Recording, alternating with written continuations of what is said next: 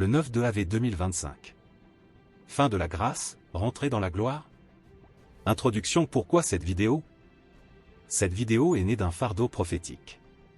Un appel intérieur, nourri par des signes, des convergences, des dates, qui ne peuvent être ignorées.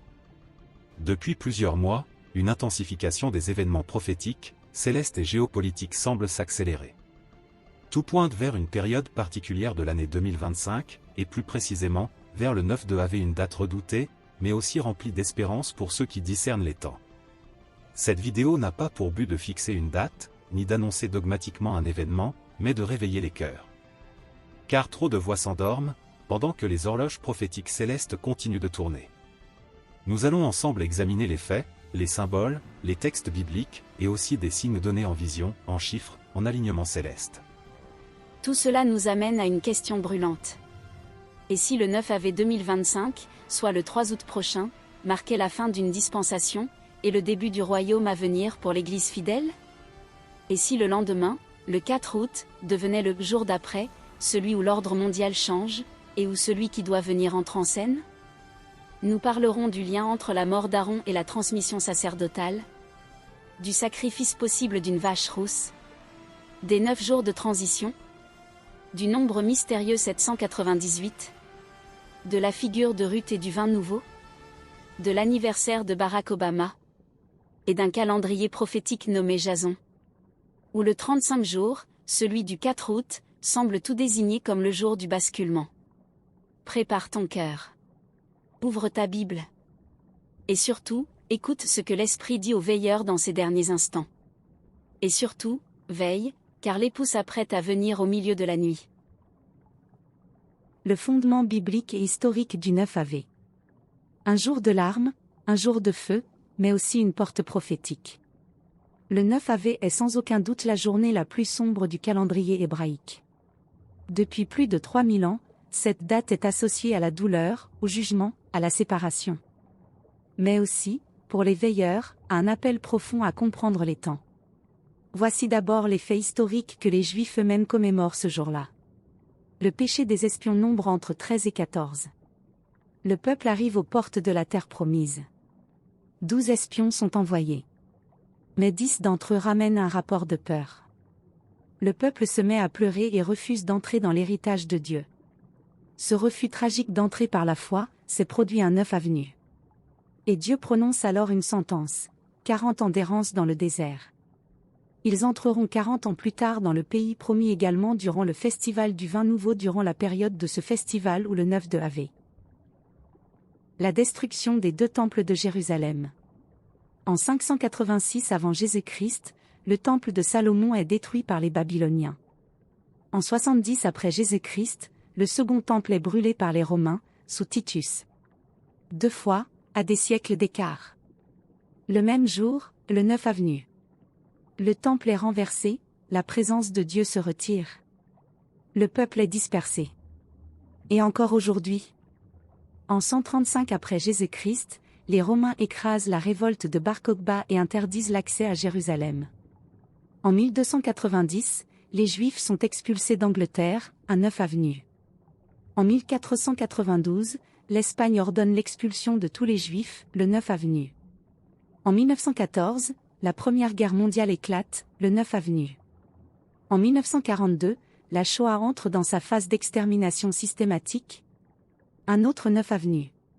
Ce n'est pas une coïncidence. C'est un calendrier céleste. Un jour scellé dans l'histoire, où Dieu juge, purifie, sépare, redirige. Et parfois, détruit pour mieux rebâtir. Partie 2. La portée spirituelle du 9 Av. Si le 9 Av est un jour de jugement dans l'histoire, il est aussi, spirituellement, un jour de séparation. Un jour de jugement. Quand le peuple d'Israël a rejeté la promesse de Dieu à l'entrée du pays promis, le verdict est tombé. Tous ceux qui ont vu ma gloire, ne verront pas le pays, Nombre 14, 22 à 23. Leur cœur s'est endurci, et Dieu a scellé leur destin. Le temple a été détruit 2 fois, non pas à cause des armées ennemies, mais parce que la présence de Dieu s'en était déjà retirée. Ce jour devient le signal du rejet ou de la restitution. Tout dépend de la foi, ou de l'incrédulité. Un jour de séparation entre ceux qui croient et ceux qui rejettent. Le 9 avait agi comme un filtre divin. Il sépare les espions fidèles, Josué, Caleb, des infidèles. Les vrais adorateurs, des religieux superficiels. Ceux qui attendent la consolation, de ceux qui s'attachent à ce monde. Il est une valve spirituelle. Une porte étroite qui se referme. Ou une fenêtre vers l'éternité, pour ceux qui discernent. Mais aussi un jour d'espérance. Selon une tradition juive ancienne, le Messie naîtra un 9 avenue. Pourquoi cette espérance surgit-elle au cœur du chagrin? Parce que dans le langage de Dieu, la mort n'est jamais la fin. Le feu du jugement prépare une moisson de justice.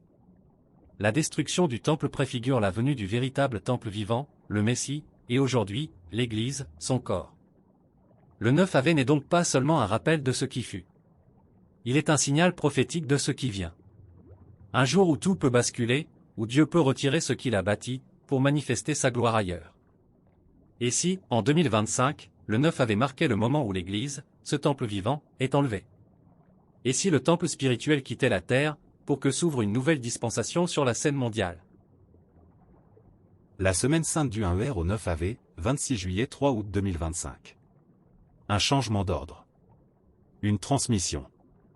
Une entrée dans le lieu très saint du temple. Un Ave, mort d'Aaron, transmission du sacerdoce, nombre 33, 38 à 39. Le premier Ave marque un tournant discret mais puissant dans la narration biblique. Il ne s'agit pas d'un jugement extérieur, mais d'un changement d'ordre sacré. C'est ce jour-là, le premier jour du 5e mois, que le sacrificateur Aaron meurt. Après avoir porté la charge du peuple, après avoir intercédé dans le tabernacle, il est appelé à quitter la scène, sur l'ordre de l'Éternel. La transmission sacrée, nombre 20, 26 à 28. Moïse monte avec Aaron et Éléazar sur la montagne de Hor.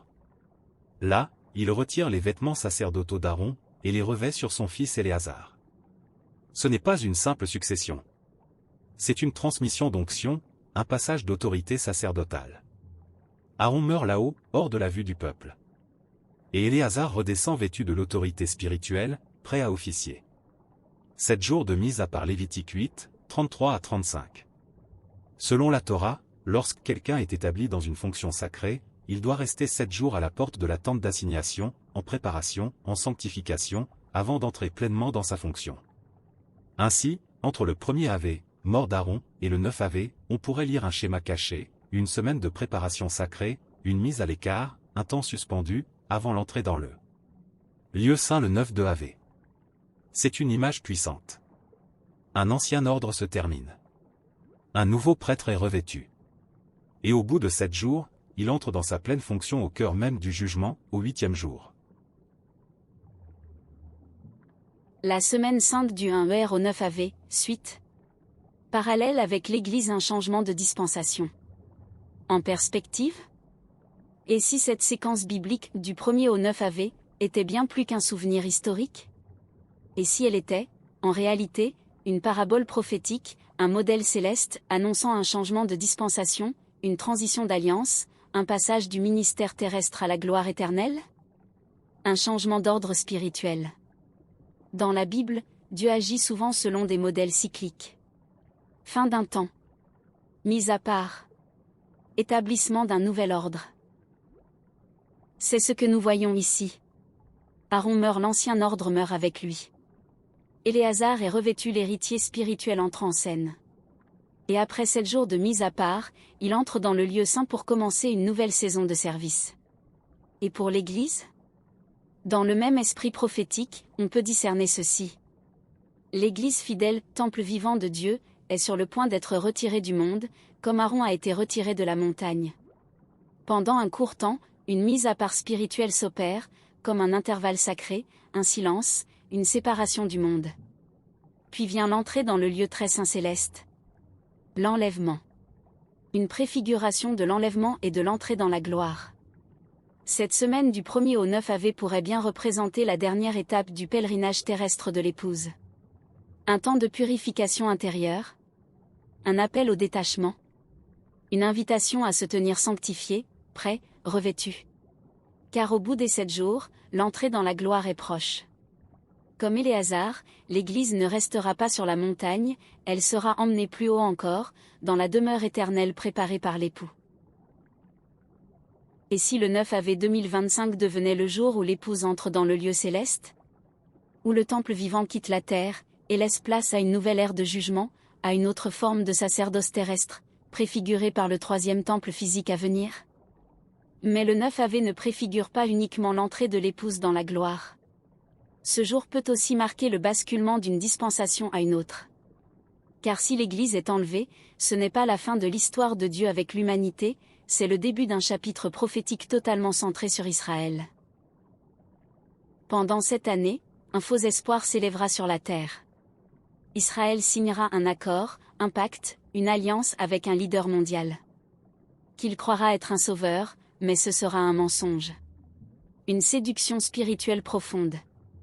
Et ce n'est que dans la douleur, à la fin des tribulations, que le peuple juif ouvrira les yeux, et reconnaîtra Yeshua, Jésus, comme leur Messie, celui qu'ils ont percé.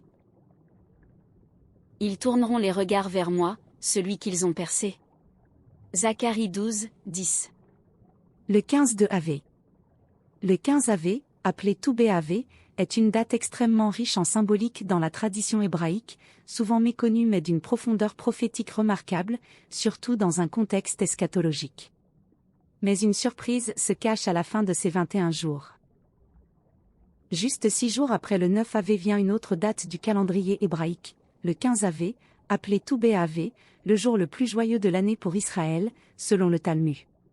Contrairement au 9 Av, jour de deuil, le 15 Av marque une restauration, une réconciliation, un retour à la lumière après la nuit.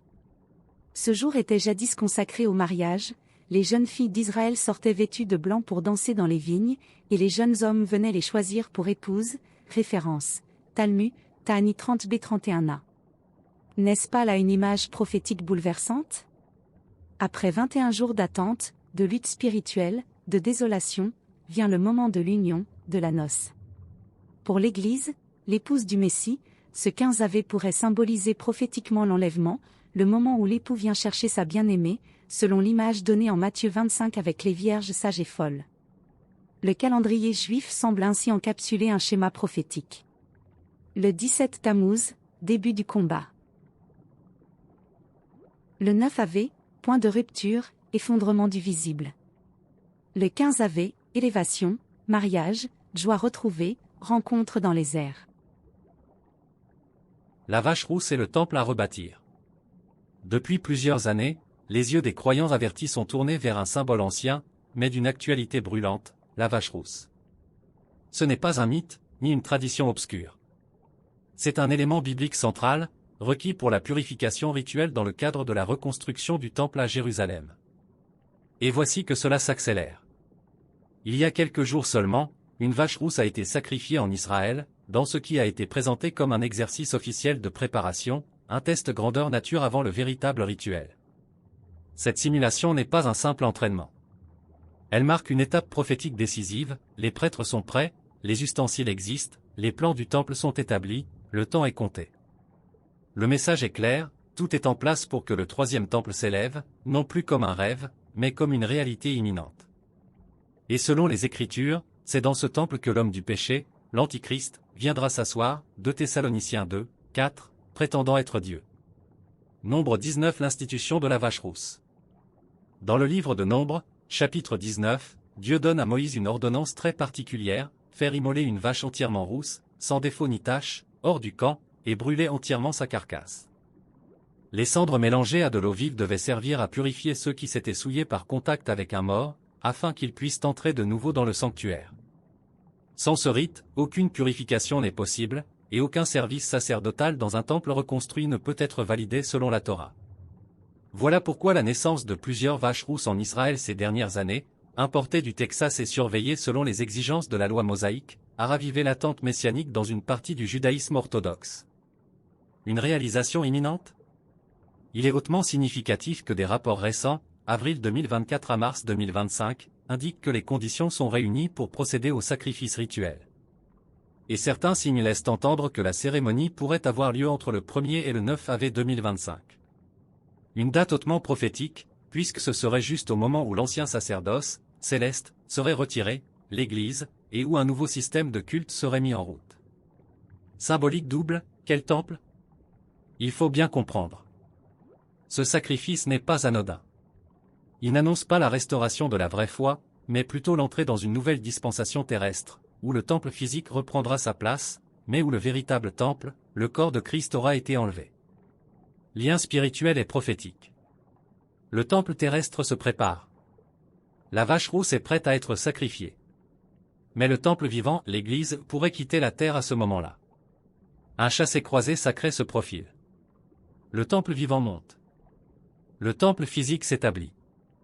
Un nouveau culte commence. Mais ce n'est pas celui de l'Éternel, c'est un système religieux qui ouvrira la voie à l'Antichrist, et qui séduira Israël jusqu'au jour où leurs yeux s'ouvriront.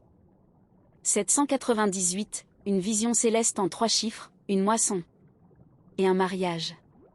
Il y a des chiffres qui semblent anodins, et pourtant, ils deviennent des messages codés du ciel, des signaux donnés aux veilleurs. Ainsi, dans une vision, 3 nombres ont été donnés, 7, 9, 8. Ou ensemble, 798. Un code prophétique en 2 dimensions. Ces chiffres parlent à la fois en mois et en jours. En mois, ils dessinent un chemin. 7 mois le temps de la maturité spirituelle, comme un fruit prêt à être moissonné. 9 mois le temps d'une naissance, image de l'Église prête à enfanter un royaume. Ou du monde sur le point d'entrer dans les douleurs prophétisées. 8 mois un nouveau commencement, le chiffre de la résurrection, de l'alliance renouvelée. En jour, une autre lecture apparaît. 7, 9, 8 jours comme un compte à rebours céleste. 7 jours de sanctification, comme pour Éléazar avant d'entrer dans le lieu saint. 9 jours critiques, ceux entre le 1er et le 9 Ave, où tout peut basculer. 8 jours pour symboliser l'élévation, l'enlèvement, la vie nouvelle. Le vin nouveau, saison des noces et de l'enlèvement? Mais ce n'est pas tout. La période dans laquelle tombe ce code 798 coïncide avec un autre repère biblique majeur. Le festival du vin nouveau, célébré en Israël entre le 1 et le 15 Avenue. Un temps de moisson, de joie, et de noces. Car selon certaines traditions juives, c'est durant ce temps que Ruth et Boaz se sont unis. Ruth, cette femme étrangère, fidèle et humble, figure prophétique de l'Église, rencontre Boaz, le Rédempteur, dans les champs de la moisson du blé et du raisin, durant le temps du vin nouveau. Ruth 798, la fiancée glane. Jusqu'à l'appel du bien-aimé. Fait troublant, 798 est aussi le nom d'un astéroïde. 798 Ruth. Ce n'est pas un hasard. C'est une signature céleste. Ruth, l'épouse étrangère devenue famille. Ruth, celle qui glane dans l'humilité, et qui est élevée dans la maison du Rédempteur, au moment de la moisson et du vin nouveau. 798. La maturité, la naissance, les noces. Cette maturité. 9 naissances. 8 alliances nouvelles. L'épouse est prête. Le Rédempteur est proche. Le vin nouveau va être servi dans le royaume. Et si 798 annonçait la moisson finale? Et si cette période de juillet à août 2025, entre le 1er Ave et le 15 Ave, était la fenêtre prophétique des noces, de l'enlèvement, et du début d'un nouveau chapitre pour Israël? Symétrie prophétique, temple détruit, temple enlevé. Le 9 Ave, dans l'histoire d'Israël, est marqué par une perte déchirante. La destruction du temple. 2 fois, à des siècles d'intervalle, la maison de Dieu a été brûlée, écrasée, désacralisée. En 586 avant Jésus-Christ, le temple de Salomon est détruit par les Babyloniens. En 70 après Jésus-Christ, c'est le second temple qui est détruit par les Romains sous Titus. Mais ce n'est pas qu'un fait historique. C'est une symétrie spirituelle, un schéma prophétique. Et peut-être, pour le 9 Ave 2025, le miroir d'un troisième événement majeur. Jean 2, 19. Jésus dit, « Détruisez ce temple, et en 3 jours je le relèverai. » Mais Jean précise. Il parlait du temple de son corps. Jean 2, 21. Le temple n'est plus une construction en pierre. Il est devenu un corps vivant. L'Église, le corps de Christ, rempli du Saint-Esprit, habitation du Dieu vivant. La symétrie prophétique, ce qui fut détruit. sera enlevé. Et si le 9 Av d'autrefois était le jour de la destruction du temple physique, alors le 9 Av à venir, en 2025, pourrait être le jour de l'enlèvement du temple spirituel? Ce ne serait plus le feu qui détruit, mais le vent de l'esprit qui élève. Apocalypse 3, 8 et 4, 1 Une porte s'ouvre dans le ciel. À l'église fidèle de Philadelphie, Jésus dit: Voici, j'ai mis devant toi une porte ouverte que personne ne peut fermer. Apocalypse 3, 8. Et au chapitre suivant. Après cela, je regardai, et voici une porte était ouverte dans le ciel. Et la première voix que j'avais entendue me dit: Monte ici. Apocalypse 4, 1. C'est l'image claire et nette de l'enlèvement. L'Église fidèle est appelée à entrer dans le lieu très saint céleste, comme Éléazar, 7 jours après avoir reçu l'onction, au 8e jour l'Église est enlevée pour rentrer dans le lieu saint du ciel. Matthieu 25 Le cri de minuit.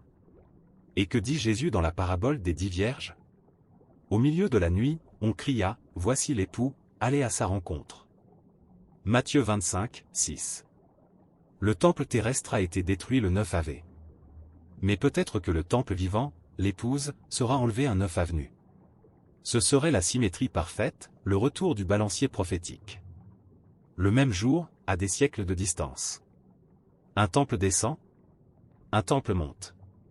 Et quand ce temple vivant sera retiré, le monde entrera dans une nouvelle phase, où l'esprit de l'Antichrist pourra s'élever, car l'obstacle aura été ôté.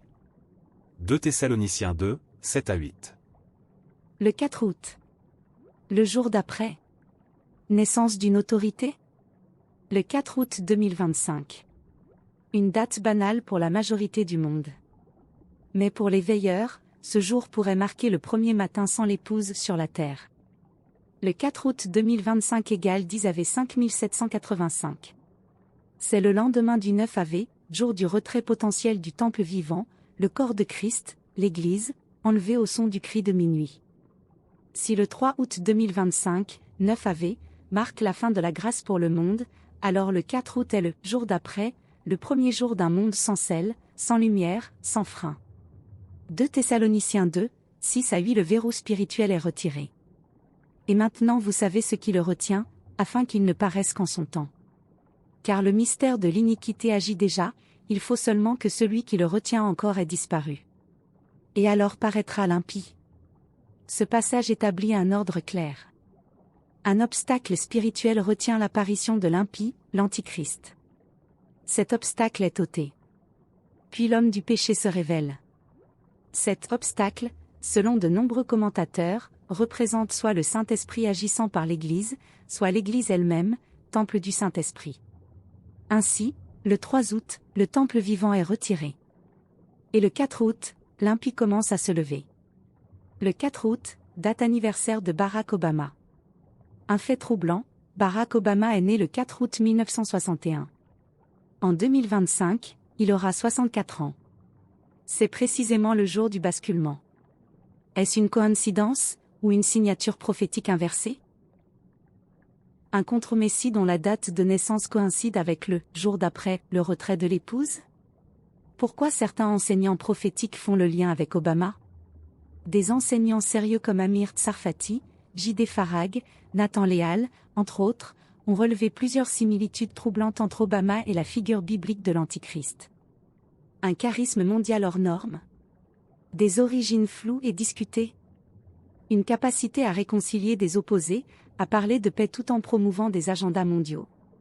Une implication dans des traités internationaux, souvent au cœur des résolutions onusiennes sur Jérusalem, l'islam et le climat. Il est vu par beaucoup comme un homme de paix et de progrès, mais derrière cette façade pourrait bien se cacher un rôle beaucoup plus sombre. Et le film « Le jour d'après » ? En 2021, Barack Obama coproduit une série documentaire Netflix, A Day After, le jour d'après. Un nom lourd de symbolique. Et dans le cadre de ce script prophétique, ce titre prend une dimension glaçante. Le jour après le retrait du temple. Le jour où le monde entre dans un nouvel ordre. Le jour où l'homme du changement pourrait émerger dans une nouvelle autorité. Une parodie satanique du plan divin? Le 3 août, l'épouse est retirée, le royaume céleste est scellé. Le 4 août, un faux royaume terrestre commence à émerger. Le royaume de Dieu est monté, mais le monde reste, et entre sous l'autorité d'un imposteur. Ce serait une contrefaçon du plan de Dieu. Remplacement du Messie céleste par un chef mondial terrestre, charismatique, humaniste, mais porteur du mystère d'iniquité. Conclusion de cette section. Le 4 août 2025 pourrait bien être le « jour d'après » prophétisé. Le jour où les sceaux s'ouvrent. Où les cavaliers de l'Apocalypse se mettent en mouvement. Où l'illusion de paix commence. Et où le monde entre dans une fausse lumière, en l'absence de la véritable. La vision des entre 35 et 17-17. Calendrier Jason et le jour d'après. Parmi les veilleurs, le chiffre a souvent une signification cachée. Et parfois, Dieu parle aussi en chiffres, en séquences mystérieuses, comme un langage céleste réservé à ceux qui prennent le temps de chercher. Le calendrier Jason, une séquence de bascule. Le mot Jason, ici, ne désigne pas un nom, mais un acronyme prophétique. Il représente les 5 mois les plus critiques de l'année 2025, juillet, août, septembre, octobre, novembre. Cette période pourrait marquer la dernière phase de la grâce et l'ouverture de la grande tribulation. C'est dans cette séquence que se place une vision reçue par un croyant, une série de 3 chiffres, donnés avec clarté, entre 35 et 17-17. Interprétation prophétique, cycle de jours et contes divins.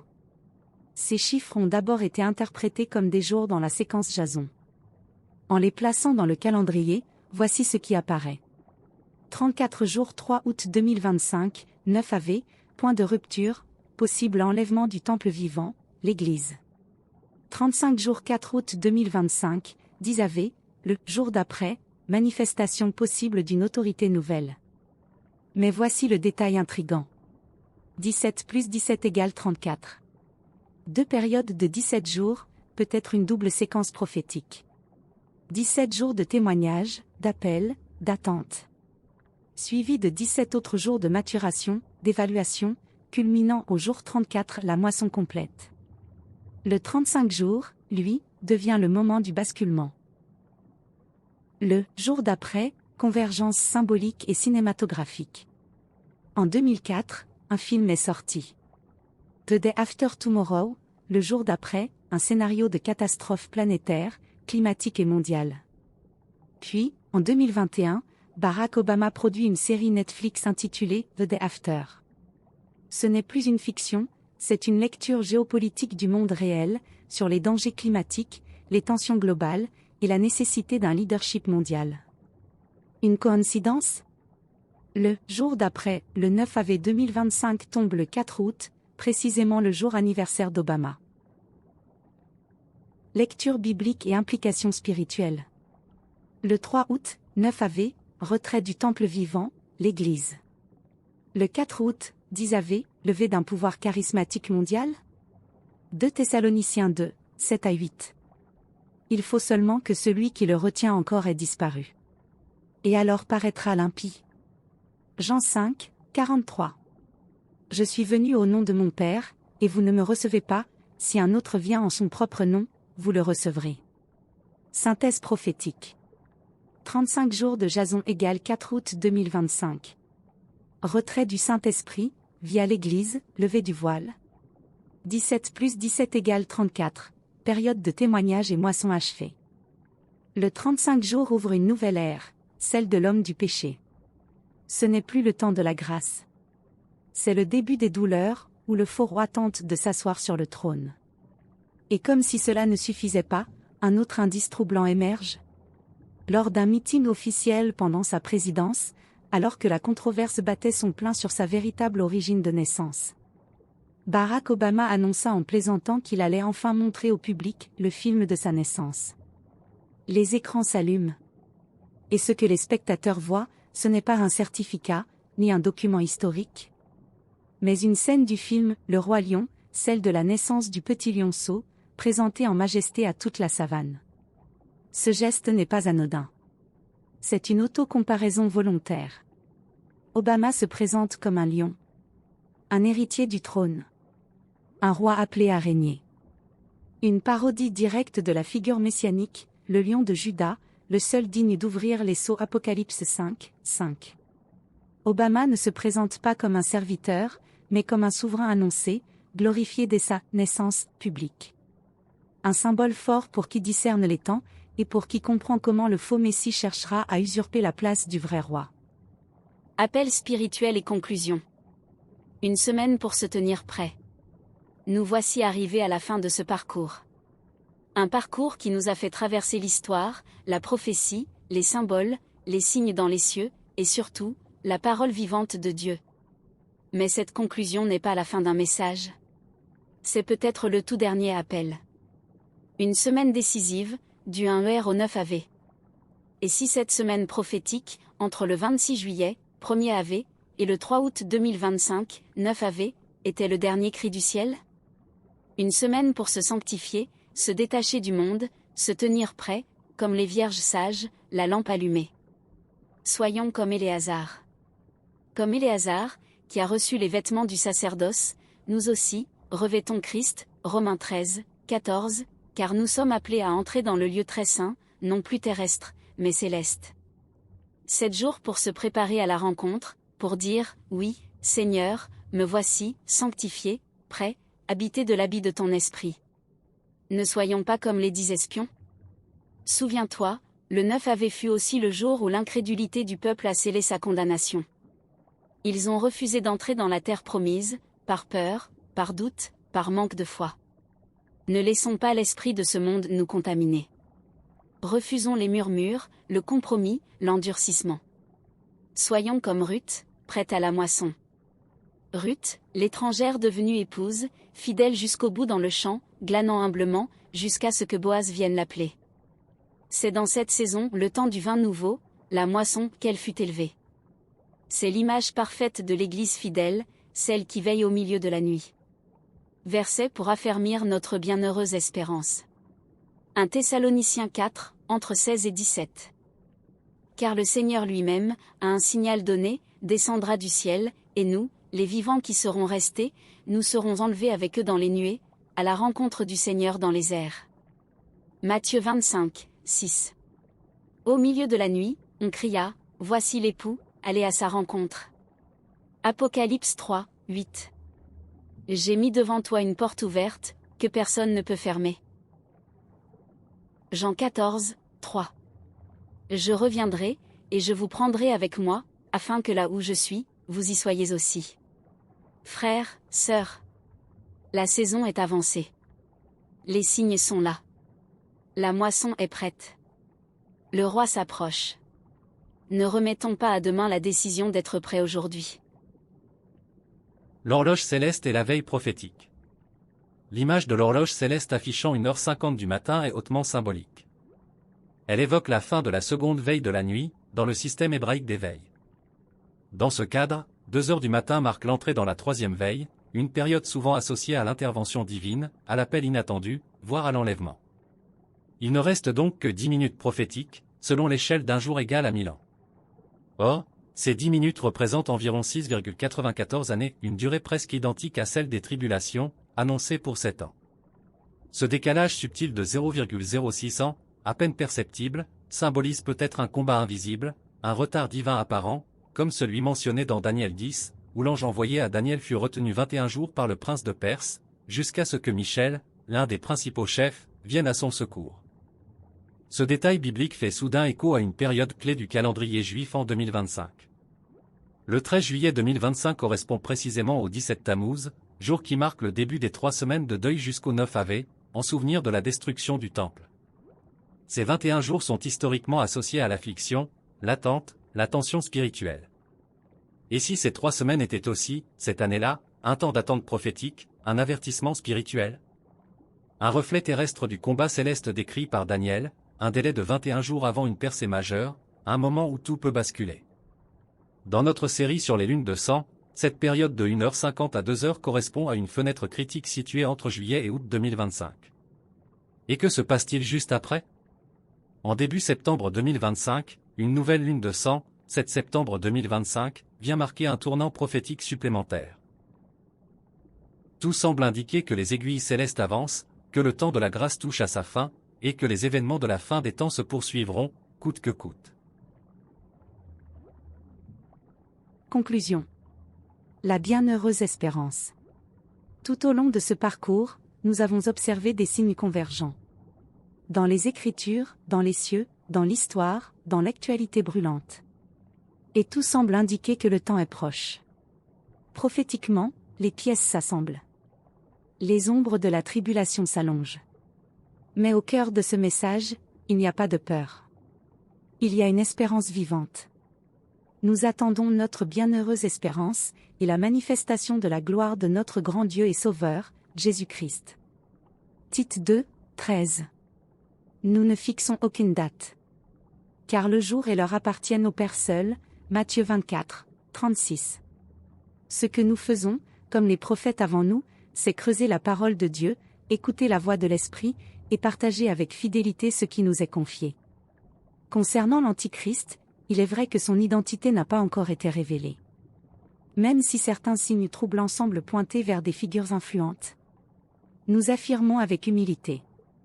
Il faut seulement que celui qui le retient encore ait disparu. Et alors paraîtra l'impie. 2 Thessaloniciens 2, 7 à 8. Nous ne faisons que discerner les prémices, les vibrations du sol prophétique, mais la pleine révélation viendra au moment fixé par Dieu seul. Alors, que devons-nous faire? Rester sobres. Marcher dans la lumière. Garder nos lampes allumées. Être trouvés prêts à chaque instant.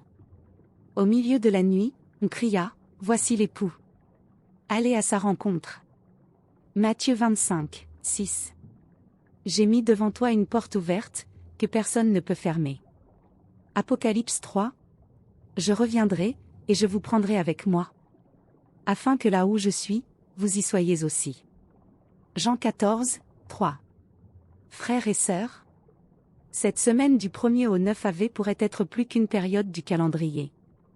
Elle pourrait être l'appel final à se sanctifier, à s'éloigner du bruit du monde, et à se préparer comme une épouse pure pour son époux. Nous ne savons pas le jour, mais nous connaissons le cœur de celui qui vient. Et il ne tarde pas. Tenez-vous prêts, car le Fils de l'homme viendra à l'heure où vous n'y penserez pas. Luc 12, 40. Merci d'avoir suivi ce partage jusqu'au bout. Prenez le temps de prier, de méditer, de veiller. Et surtout, restez connectés au cœur de Dieu. D'autres messages viendront, si le Seigneur le permet. À très bientôt, chers veilleurs. Que la paix, la force et l'espérance du Roi des Rois vous accompagnent jusqu'à son retour.